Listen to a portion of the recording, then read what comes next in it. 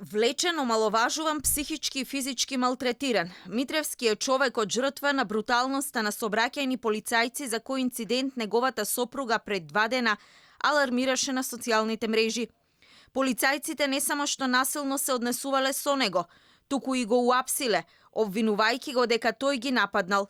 Овие страшни сцени се одвивале пред очите на неговото малолетно дете, кое непрестано плачело, додека полицајците како да биле во филм на апсен и опасен криминалец, иако Митревски е за глава понизок од нив. Некој си 15 метри ме влече и им реков добро, пуштете ме. Дури не сакаа да ме пуштат, се собра тука сведоци што беа на настанот. И викна полициско возило, јети, за да ме однесат во полициска станица. 2 коли дојда и ме однесува во полициска станица. Таму бев задржан, значи негде од, да кажем, 2,5, пошто нели целава случка била пред тоа, негде од 2,5, па до вечерта до 8. Во полициска станица бил задржан 6 часа. Никој не зборувал со него. Не знае зошто го држале толку долго, кога на крај му земале само изјава и го пуштиле. Загрижува фактот што вчера од МВР ни тврдеа дека ваков инцидент нема пријавено во внатрешна контрола, иако семејството посочува конкретно каде го пријавиле случајот за непрофесионалното и брутално однесување на полицајците. Каде во внатрешна контрола, кажете ми? Кај инспектор Филип, затоа што не кеш да ни каже ни презиме, ни ништо, само знаеме дека се вика Филип.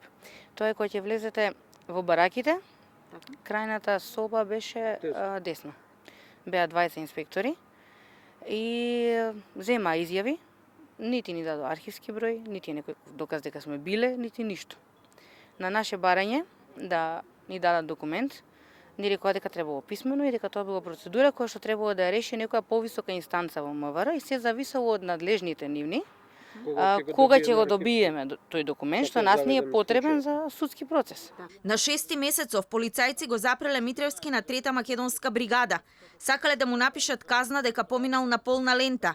Откако им рекол дека со GPS ќе им докаже дека не се во право, му рекле дека наместо казна од 300 евра ќе му напишат од 30 за неносење појас.